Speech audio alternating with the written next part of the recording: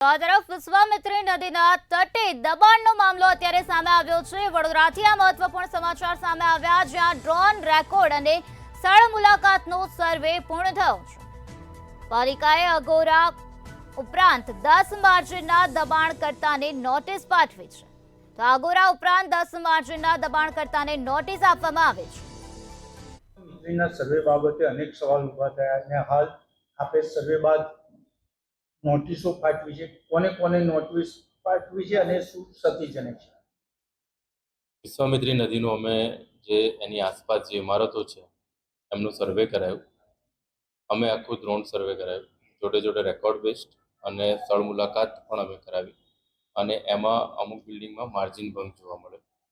કોઈનું કિચન માર્જિનમાં આવે છે, કોઈનું કમ્પાઉન્ડ વોલ છે, કોઈના ક્લબ હાઉસીસ છે, એ બધા જે માર્જિનમાં અથવા જે દબાણમાં આવે છે એ બધાને અમે નોટિસ આપી છે।